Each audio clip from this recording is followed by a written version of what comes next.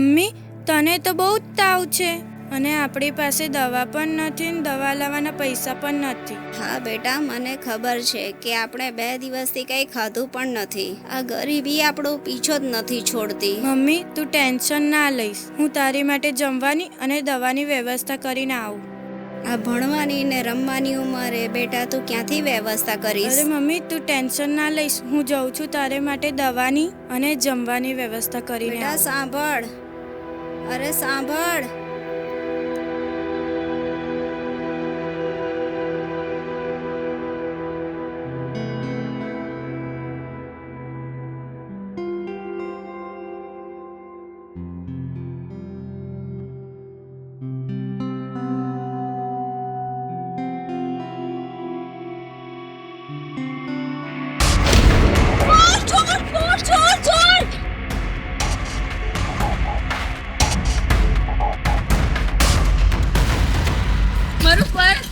મારું પર્સ પેલો ગઠિયો લઈને ભાગ્યો.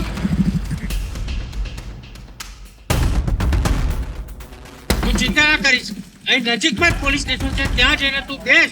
હું હમણાં જ એને પકડીને લાવું છું.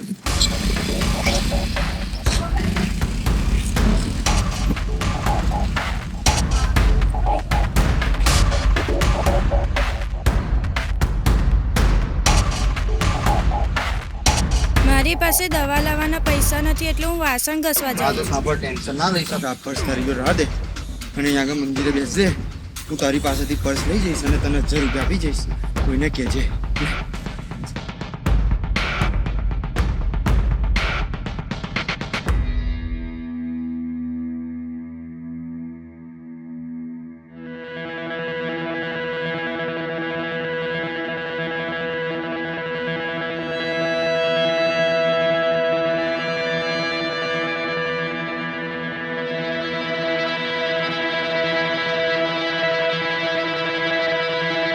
બેટા, આ પર્સ તને કોણે આપ્યું? એક અંકલ મને આ પર્સ આપીને ગયા અને એમને કહ્યું કે તું અહીં બેસી રહેજે અને હું આવીને આ પર્સ લઈ જઈશ. રાઠોડ, આને આપણા બાઇક પર બેસાડી દો અને લઈ ચાલો પોલીસ સ્ટેશન.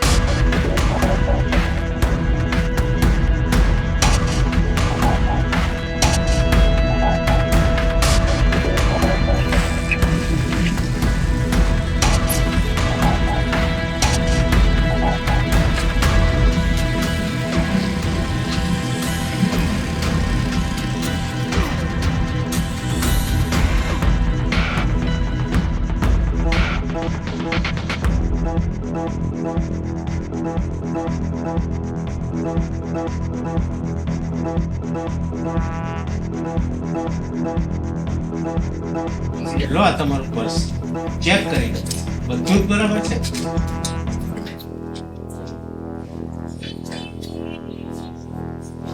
હા, બધું જ બરાબર છે.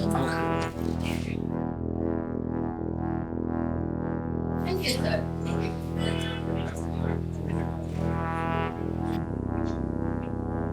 આ છોકરી હા, પણ સાહેબ, મારું પર્સ તો કોઈ ગઠિયો પડાવીને ભાગ્યો હતો.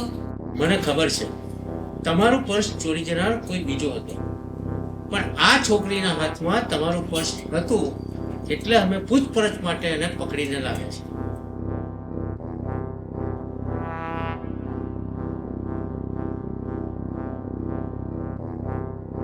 રાઠોડ, આ છોકરીને પાણી આપો.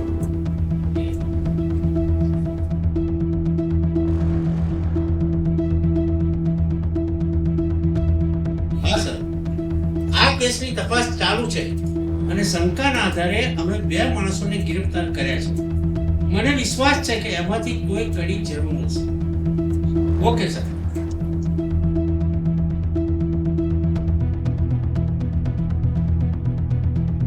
સર, આપણે આ છોકરીનું શું કરીશું? મને નથી લાગતું કે આ છોકરી પેલા ચોર સાથે મળે. તમને તો લાગતું નથી, પણ મને વિશ્વાસ છે કે આ છોકરી નિર્દોષ છે. તો પછી આપણે કેમ એને અહીં પકડીને લાવ્યા છે? રાઠોડ, કાનૂનની દેવીની આંખ પર પટ્ટી બંધાયેલી છે. એ કાનૂન આંધળો છે.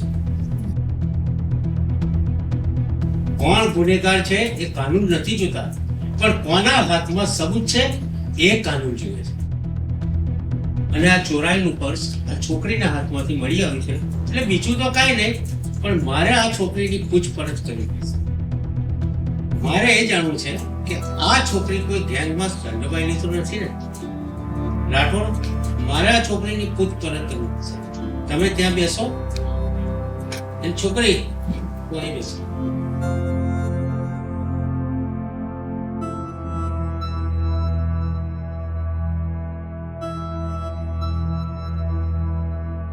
ગભરાઈશ નહીં, અમે તને કઈ નહીં કરી જાય.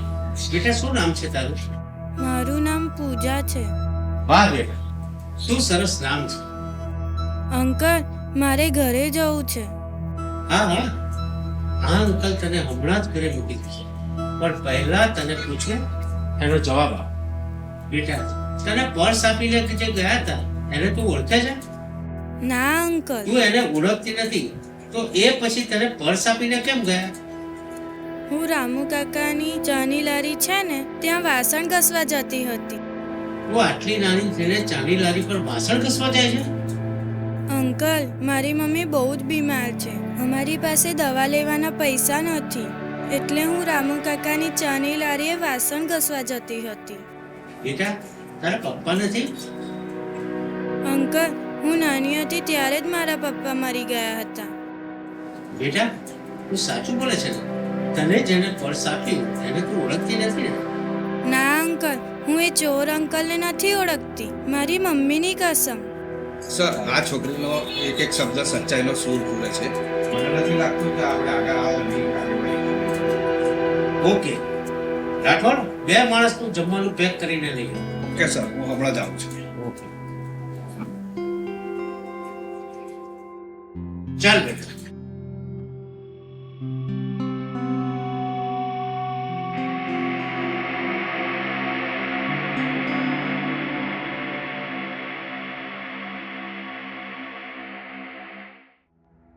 હે ભગવાન, પૂજા સવારની બહાર ગઈ છે.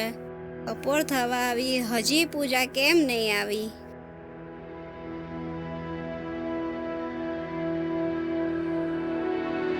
સાહેબ, તમે અહીંયા? મારી પૂજાએ કંઈ કર્યું?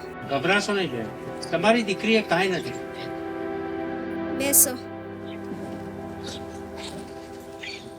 હા બેન, પૂજાએ મને બધી વાત કરી, પણ આવડા નાના બાળક સાથે મજૂરી કરાવી એ ગુનો બને છે, અને બાળ મજૂરી એ કાનૂની અપરાધ છે. શું કરું સાહેબ? અમારી પાસે બીજો કોઈ રસ્તો જ નથી. હું 15 દિવસથી ખાટલે પડી છું. ઘરમાં દાણાય ખૂટી ગયા છે, એટલે મારી દીકરીને કામે મોકલી હતી. બેન, તમે ચિંતા ના કરો, તમારી 2 ટાઈમનું ટિફિન મારા ઘરેથી આવી જશે. અને હા,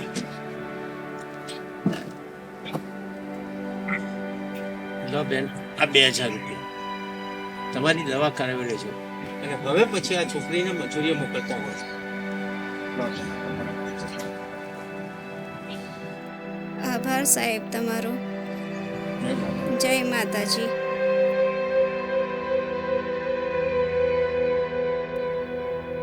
જોયું બેટા, લોકો પોલીસવાળાથી ડરે છે. પોલીસવાળા આપણું કેટલું ધ્યાન રાખે છે. હા.